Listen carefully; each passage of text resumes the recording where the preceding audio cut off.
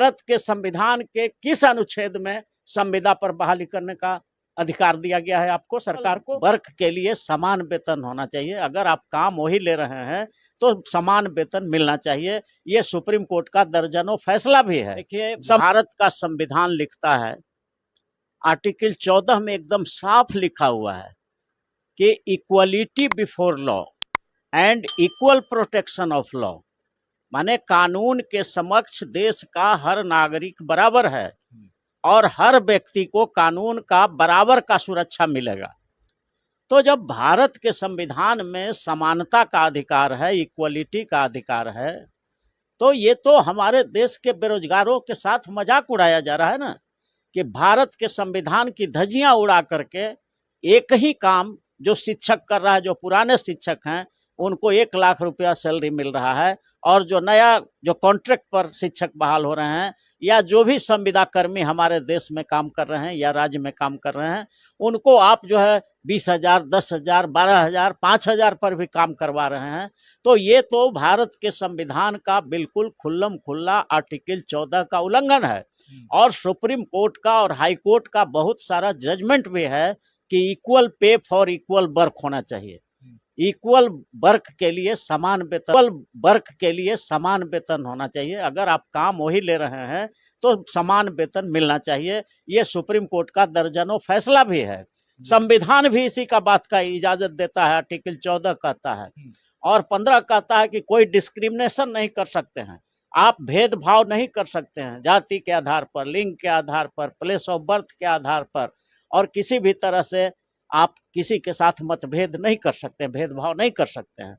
तो फिर जब भारत के संविधान के फंडामेंटल राइट में आर्टिकल 14 में लिखा हुआ है equality before law and equal protection of law, तो ये भारत की सरकार और बिहार की सरकारें जो हैं संविधान की धज्जियां उड़ा रही हैं। और इसमें हम समझते हैं कि हमारे बिहार के या भारत के जो संविदा कर्मी हैं वो भी बराबर की दोषी हैं, क्योंकि ये लोग संगठन ही नहीं बनाते हैं। पूरे देश के जितना भी संविदा कर्मी हैं वो सब एक संगठन बना लेते और बड़े पैमाने पर सब यूनाइट होकर के पटना के गांधी मैदान में 10 लाख लोगों को बुला लेते, अपने समर्थन में आम पब्लिक को भी बुला लेते। जितना संविदा कर्मी है उतना तो रहते ही, लेकिन वो अपने समर्थन में आम पब्लिक को भी बुला करके और एकदम पटना के गांधी मैदान को भर देते। और एक ही बात उठा देना था कि तुम संविधान के अनुसार देश को चलाना चाहते हो, राज्य का चलाना चाहते हो तो चलाओ, या नहीं तो संविधान को नहीं मानोगे तो हम भी तुम्हारी सरकार को नहीं मानेंगे, तुमको आने वाले चुनाव में धूल चटाएंगे, एक भी सीट नहीं जीतने देंगे।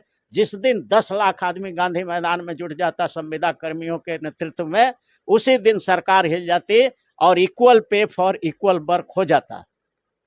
तो ये कमी है हमारे लोगों में।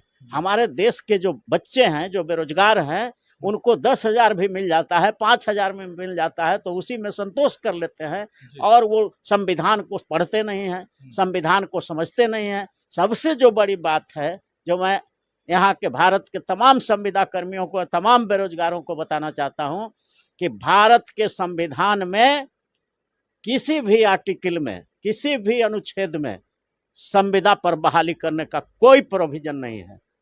अगर केंद्र सरकार का अटॉर्नी जनरल से मैं सवाल कर रहा हूं, केंद्र सरकार का जो हेड वकील होते हैं और बिहार सरकार के जो एडवोकेट जनरल होते हैं, वो जरा हमको बतलाएं। मैं अपना मोबाइल नंबर दे रहा हूं 9431002499।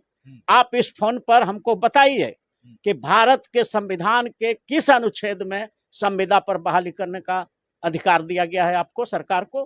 कहीं नहीं है। ये बिल्कुल असंवैधानिक काम हो रहा है और भारत की संविधान का खुल्लम खुल्ला धज्जी उड़ाया जा रहा है।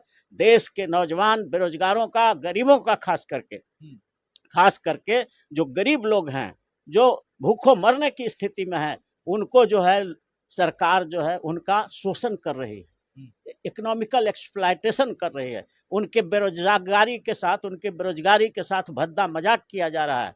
इसलिए हम तमाम संविदा कर्मियों से अपील करते हैं, यह भारत के तमाम नौजवानों, बिहार के तमाम नौजवानों, आप एक संगठन बनाओ और संगठन बना करके जहां कहीं भी हमारी मदद की जरूरत हो, हम तुम्हें मदद करने के लिए तैयार हैं। और एक बड़ा संगठन बना करके एक बहुत बड़ा महासम्मेलन गांधी मैदान में उतारो कि सारे संविदा कर्मी को रेगुलर वेतन दिया जाए और नियमित किया जाए 60 साल तक, और उनको जो है जिस तरह से equal pay for equal work, जिस तरह से काम दूसरे लोग काम करते हैं तो जितना मिलता है रेगुलर को उतना ही हमारा वेतन भी होना चाहिए, और 60 साल पर रिटायरमेंट होना चाहिए, और रेगुलर सर्विस वाले को जो भी सुविधा मिलती है वो मिलना चाहिए, क्योंकि संविधान में equality before law and equal protection of law, संविधान के आर्टिकल 14 जो फंडामेंटल राइट है उसमें लिखा हुआ है। तो फिर इस संविधान के अनुसार हमें क्यों नहीं सब अधिकार दिया जाएगा?